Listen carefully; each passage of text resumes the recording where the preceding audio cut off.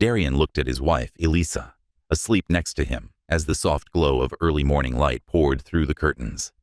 He had slept hardly at all. His mind had been a tempest of doubt and mistrust for the last several weeks. It began small, late evenings at the office, inexplicable absences, and the casual mention of Kieran, his boss, in chats where he hadn't quite asked for updates on her work life. Still, every reference was more than just passing fancy. Her voice had a softness, a small smile she tried to suppress. Darian couldn't exactly say when his doubts developed into an obsession, but his world really started to fall apart weeks ago when he discovered her car parked outside a luxury hotel. Early that day, he had left the office to surprise her with a dinner date. Rather, he was seated in his car, his gut knot tightening as he watched her car in the hotel parking lot. Darian felt the first flash of anger when she returned home hours later, laughing about a last-minute work meeting. The sensation of dread was intolerable. That marked the start of the finish. He avoided right away confronting her. Rather, Darian started painstakingly compiling data, checking her phone messages, reviewing her call records, even following the GPS of her car. The data was overwhelming and negative. Late-night texts from a number he did not know, brief and cryptic. Excuses that made no sense now. More meetings with Kieran. But the truth came to him with terrible clarity, only when he put a concealed camera in their house. Darian watched from a cheap motel room one night, while he was allegedly out of town for business. The video feed showed Elisa and Kieran, his boss, together in his own living room, laughing, drinking wine, and at last, kissing. The treachery, so obvious and close-knit, tore something deep within him. Days turned by. Darian's ideas were totally consumed with how to handle the matter. He dreamed of entering Kieran's workplace and fists flying. But Kieran was a strong man, well-connected in their business, a mentor who had seen Darian climb the ranks. Exposing the affair seemed to have consequences beyond only his personal life. It could ruin his career and reputation. Darian's wrath developed over the course of several days into a far darker form. It was insufficient to confront them. He aimed for more than just responses. He aimed for revenge. He developed a strategy in the quiet times when Elisa was absent. When least expected, he would wait, watch, and strike. He couldn't just accuse Elisa or Kieran without strong evidence from his compulsive research. At this point, he made the decision to employ his last resort, one he had thought reckless until recently. He contacted a private investigator able to track Elisa without her knowledge. Not long after, the investigator sent pictures of the couple verifying Darian's worst fears. Together at restaurants, hidden parks, even in Kieran's opulent apartment, they were. One morning, Elisa vanished as well. The search started when Darian mentioned his missing wife. She had not returned home after work, he informed the police, and they had spoken briefly earlier in the day. Nothing seemed out of line. The authorities first thought of it as a straightforward missing person case, but Officer Harlan, the lead investigator, felt something strange. Elisa was not the kind to disappear without a trace. Her husband, while emotional, seemed too cool for a man who had recently lost his wife. Days became weeks, and Elisa never showed up. But a break in the case occurred when one of the forensic teams conducted a routine search close to the outskirts of the city using ground-penetrating radar. Following up on a tip about an old storage site observed there the night Elisa vanished, they had been cleaning an area leading to such site. Underground anomalies the radar detected suggested something had been buried. What they discovered shivered the whole investigative team. Elisa's body, quickly buried in a shallow grave, covered in a sheet. Her arms showed the marks of a fight, her face bruised, but the fracture at the base of her skull told the last tale. Someone had struck her hard. Too hard for her to survive. Though Officer Harlan was first dubious of Darian, he lacked proof linking him specifically to the murder. The fact that Elisa had been cheating on her husband with Kieran threw off the research. Motive was obvious, but Harlan had to locate the missing component tying Darian to the crime scene. Darian kept his front of a bereaved husband as the inquiry progressed, attending vigils, working with the police, and even showing a readiness to take a polygraph. But under the surface, he was disintegrating. The radar crew kept looking and finally discovered fibers from Darian's car near the funeral site. Though the pressure was mounting, Darian stayed cool since he thought he had left clean tracks. Still, the cracks were showing, and the detectives were getting close. Elisa's murder was no more a straightforward disappearance story. Now it was about proving her life's ending and her responsible party.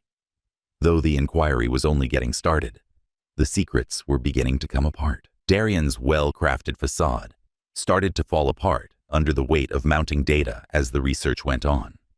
Originally thought to be an unresolved mystery of a missing woman, Darian became the main suspect in a full-fledged homicide investigation. Originally suspicious of Darian, Officer Harlan now had cause to probe his personal life more closely, although the Darian's car fibers discovered close to the burial site had caused suspicions that by itself would not be sufficient to accuse him with murder. To position Darian at the crime scene, the team needed something more specific. Seeking anything that might link Darian to his wife's murder, forensic teams searched Elisa's car, Darian's house, and Kieran's apartment. Interviewing friends and relatives, they created a picture of a once happy couple whose marriage had gradually deteriorated. Though no one had known about the affair, most of the people they spoke with highlighted the conflict that had grown between Elisa and Darian during the past year. At least until Darian's mounting paranoia drove him to find the affair on his own, Elisa had been subtle, carefully covering her tracks. Darian's actions were beginning to draw more notice in meantime. Friends said he was remarkably cold and displayed less feeling than they would have expected. Darian stayed publicly cooperative at the same time, giving media interviews about his missing wife and begging for help in tracking her killer. Still, behind closed doors, he was disintegrating. He was chewing at the guilt, the wrath, and the fear of being caught. He had been so exacting, so sure of his strategy. Still, the police were getting closer. Kieran tipped the balances, though inadvertently. Kieran lost the impression of innocence in a flash of arrogance, or maybe guilt. Under police questioning, he insisted that his relationship with Elisa had been entirely businesslike, but the forensic team discovered proof that broke his lie. An email trail between Kieran and Elisa suggesting their affair, meetings scheduled in secret, and ultimately a hotel receipt linking them together on the night Elisa vanished. Kieran lost his alibi and became under investigation.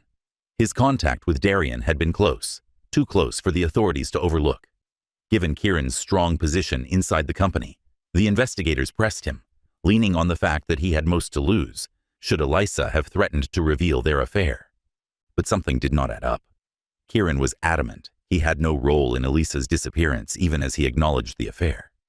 The cops start to believe him. His anxiety during the interviews resembled more of a cheater's guilt than of a killer's behavior. Furthermore lacking was the forensic evidence connecting Kieran to the murder location. Conversely, Darian had motive, threads from his car at the scene, and most importantly, access to Elisa in her last hours.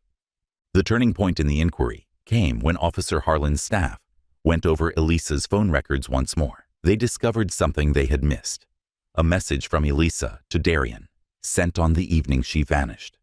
Though brief, just a few seconds, enough to prove Darian had spoken to her shortly before she was last seen alive.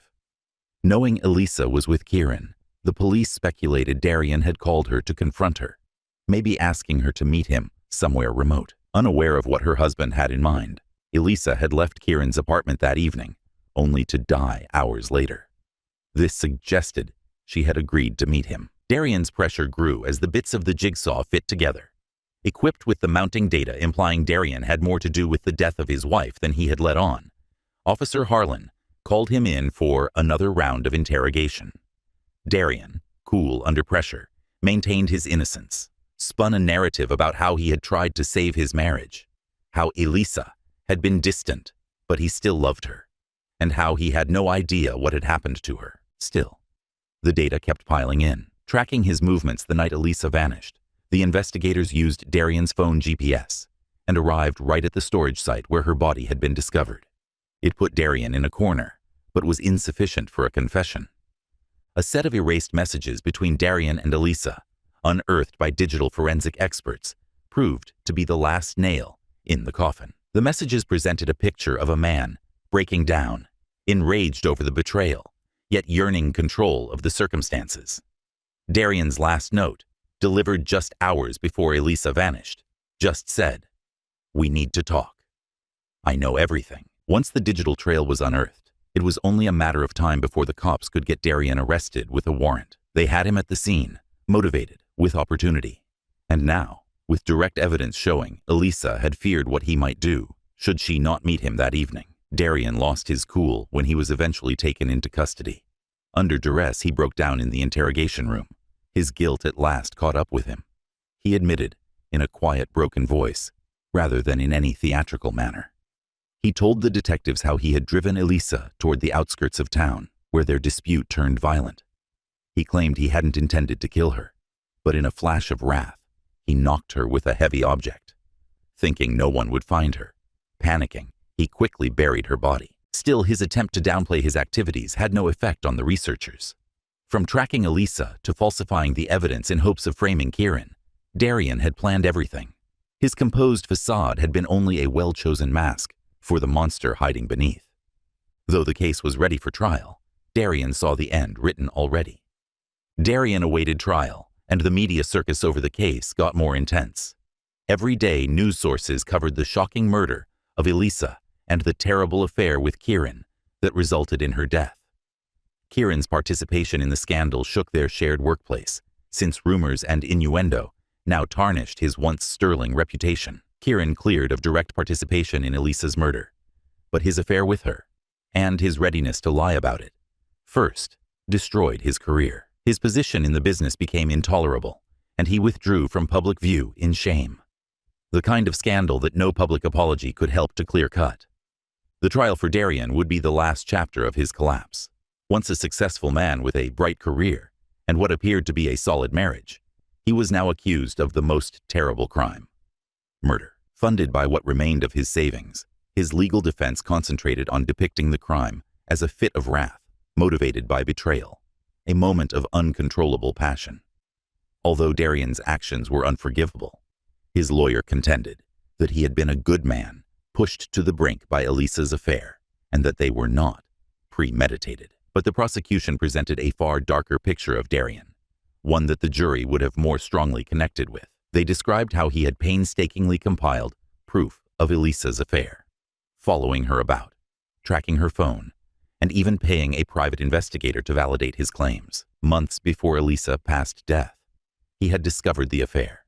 Instead of confronting her, he let his resentment simmer, planning his retribution. The digital trail, the GPS tracking, the erased messages, the hotel receipts, all pointed to a man driven by jealousy who had methodically scheduled Elisa's death and the cover-up that followed. The prosecution contended that Elisa's murder was more of cold, calculated vengeance than of a crime of passion. They delivered Darian's last words to Elisa: "We have to talk," as a threat, not a call to peace. "I know everything." They clarified how Darian had lured Elisa out that evening under the cover of business, but he had no intention of saving their marriage, with hopes that the complex web of lies would hide his involvement in her death. His plan was to confront her, kill her, and accuse Kieran of the whole affair. People were called in to testify. Close friends of Elisa told about her growing isolation in the months before her death. They talked of her confiding in them about her guilt over the affair and her worry that Darian had become aloof. One friend said Elisa had thought about divorcing Darian, but she was too worried about his response. These testimonies, along with Darian's stalking behavior's proof, undermined his defense even more. Kieran's testimony came next. Kieran stood up to talk about the affair, although first reluctant. Admitting to the relationship, he said it was a mistake resulting from mutual discontent in their personal lives. He denied, meanwhile, any awareness of Darian's mounting wrath. Kieran said in his testimony that although Elisa had occasionally mentioned her husband's temper, he had never thought Darian capable of such violence. Still, the most damning evidence came from the forensic experts. Key evidence linking Darian to the crime scene had been found by the ground-penetrating radar, searching for Elisa's body. The fibers from his car, the GPS data showing him at the site, and the recovered messages from Elisa's phone combined to create a clear picture of a man who had followed his wife's every movement and, when the moment came, carried out his grim plan. Darian sat stone-faced while the jury heard the last remarks from the prosecution. Once considered as stoic, His austere attitude now seemed to be a reflection of lack of regret. The prosecution grabbed on this, reminding the jury that Darian hadn't turned himself in or displayed any guilt until the evidence left him no choice but to confess. They contended that his admission of guilt was more of desperation, hoping for forgiveness, than of a man looking at atonement. The weight of evidence drowned out the defense's last plea for sympathy, which suggested Darian had behaved out of a broken heart. The prosecution's case for first-degree murder was strong. This man had methodically planned and carried out the death of his wife, knowing exactly what he was doing. Elisa's murder was the last act of an envious and vindictive husband, not a crime of passion or an accident. Days of deliberation later, the jury came back with a guilty first-degree murder decision. Though his hands shook as he was escorted out of the courtroom, Darian showed minimal reaction as the verdict was announced. Acknowledging the violent nature of the crime and Darian's deliberate dishonesty, the judge sentenced him to life in prison without parole. From Elisa's friends and relatives, who had seen the trial go on with heavy hearts, the sentence elicited a mixture of relief and grief. Elisa's death rippled through her neighborhood in the wake of the trial. While some of her friends and relatives found comfort in the knowledge that justice had been done, others battled the senselessness of her murder and battled to come to terms with the tragedy. Elisa's name became connected with loss and treachery, her memory eclipsed by the graphic facts of her death. Life following the trial was for Kieran a dark shadow of what it had once been. His reputation was destroyed even though he had been cleared of any involvement in the murder. Once bright and full of possibilities, his career was ending. Hoping to flee the scandal, he left the city, but the weight of his part in Elisa's collapse followed him everywhere. Knowing that he, in some sense, caused the sequence of events leading to her death, he would consider the affair and the series of events it had set off in his quiet times. Regarding Darian, his once successful life was now confined to the chilly walls of a prison cell. He started serving his life sentence in isolation. Now he had nothing except time. Endless time to go back over the night he had killed Elisa, to consider how his obsession with control and retribution had eaten him. He had destroyed everything he had ever loved. Like Elisa had passed alone, betrayed by the man she once most trusted. He would die in prison alone. Ultimately, the narrative of Elisa, Darian, and Kieran turned into a sobering reminder of how jealousy, treachery, and wrath might ruin lives and leave just grief and regret in their wake. Though the law had exacted its penalty, the emotional scars left behind would never really heal. Elisa's murder had consequences not only for the people immediately engaged. It left a lasting scar on everyone it touched, so extending its reach much beyond. Though the media frenzy around the trial started to fade in the days following Darian's conviction, the ripples of the crime would be felt for years to come. Though glad Darian's life sentence would bring, Elisa's family battled to accept the hurt of their loss. Her mother, a quiet woman who had hardly spoken to the media during the trial, made a rare public comment following the sentence in an attempt to recover her daughter's memory from the graphic headlines and highlight on the woman Elisa had been. Tears welling up, she said, "Elisa was kind. She seemed to have a light others found appealing. She did not merit what happened to her." None of this came under her control. Growing up, the community Elisa had tried to unite around her family, planning tributes and memorials in her honor. Under her name, there were charitable activities meant to increase knowledge of domestic violence and the risks of controlling relationships. Still, the terrible way she died eclipsed her life no matter how much good she remembered. She had evolved into another statistic, another woman whose name came up in talks on death, violence, and betrayal. Prison life was harder than Darian had imagined. His meticulously created universe had been taken apart bit by bit, and now, in the cold isolation of his cell, all that remained was the echo of his errors. He first tried to hang on to the idea that he had been wronged, that Elisa's treachery somehow explained his behavior. But that thin layer of moral excellence started to break as the days stretched into weeks and the weeks into months. Reality set in, and Darian was left with just his guilt for company. His own hands had taken away the life he had sought to regulate so desperately. Kieran's life, meantime, had descended sharply following the trial. Seeking anonymity and a fresh start in a new city, he moved. But the stigma of his affair followed him everywhere. His once promising career now seemed to be a memory. Though he hadn't personally been involved in Elisa's death, few businesses wanted to be connected to someone linked to such a scandal. Though he tried to reconstruct his life in lesser, less prominent roles, he could never get rid of the knowledge that everyone knew, that Elisa's ghost would always linger over him, no matter how much time passed. Kieran was not only troubled by the loss of his career, though. He carried great weight from his affair in guilt. He went back over those events in his head, his choice to pursue Elisa, knowing she was married, the covert meetings, the lies he had told himself to support it all. He had wrecked Darian's life and, in some measure, started the sequence of events leading to Elisa's death. The affair had been reckless, selfish, and finally deadly. While Kieran and Darian's lives were tinged with guilt and shame, the legal system had guaranteed that Darian's fury would not cause more victims. His life without parole sentence sent a message that was repeated in legal circles around the nation. Domestic violence and crimes of passion, regardless of emotional turmoil behind them, would not be accepted. Though it cannot reverse the harm already done, the justice system had done its share. Over the years, the case evolved into a benchmark for law enforcement courses on domestic violence, particularly the use of ground-penetrating radar that had resulted in the discovery of Elisa's body. Investigators and detectives complemented the forensic team's meticulous efforts. The case turned into a teaching tool for how painstaking forensic investigation and patient detective work might expose even the most carefully thought-out cover-ups. Lead investigator Officer Harlan got compliments on his case management. Still, the compliments hardly helped to lighten the weight he carried throughout the process. Over his career, he had seen many murders. This one stayed with him. The picture of Elisa, once a vibrant, energetic woman, reduced to a statistic in the system, persisted in his mind. Years after the trial, he paid one visit to her tomb to drop a single flower, driven by an unusual need to honor a woman whose life had ended far too soon. Though it disappeared from the headlines as the years went by, the tale of Elisa, Darian, and Kieran stayed carved in the memories of those who had gone through it. Conversations on the perils of unbridled rage, adultery, and the terrible results of retribution started including Elisa's name.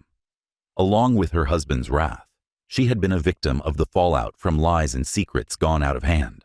Darian would spend his days in prison, where his story was only known to a small number and discussed seldom. Once connected with a promising career and a bright future, his name came to represent murder and betrayal. His sporadic letters from jail to Elisa's family never found response. His attempts at explanation and at apology had no effect on them. With what could he say to ever bring their daughter back? Kieran also vanished from the scene of his fresh life. He never married and never had children. His interactions stayed shallow and remote. The affair had damaged his capacity for socializing as much as his career.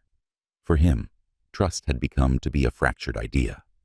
For those behind, there was no happy ending. There was no justice capable of mending the profound grief brought on by Elisa's passing. Her family moved on as best they could, but fresh waves of grief accompanied every anniversary of her death. Each other and the legacy of awareness they had created in Elisa's name gave them comfort, but the hole left in their life would never totally close. Elisa's narrative ultimately turned into a warning about the perils of secrets, the destructive force of jealousy, and the dark paths of vengeance. Once simply a man, scorned, Darian became a warning story of what happens when love becomes obsession, and when the need for control ruins everything it comes into touch with. And even if justice had been done, its cost was impossible to really quantify. Years went by, and the death of Elisa turned into a distant echo, a tale told in subdued tones and somber cautions. Darian stayed in jail, his life reduced to a forgotten name on a roster, serving out his time in the quiet of regret. Though free, Kieran lived under the shadow of his decisions and could not reconstruct the life he knew. Elisa's family kept their quiet advocacy going, transforming their suffering into a tool for benefit. Every year on the anniversary of her death, they organize a modest private vigil, honoring the woman she was, full of life, laughter, and love, before it was all mercilessly taken away. Though the scars left behind were permanent, ultimately justice had been done. Elisa's narrative served as a sobering reminder. Love can become something dangerous when twisted by obsession and dishonesty. And lives were broken in that darkness, leaving just ghosts behind.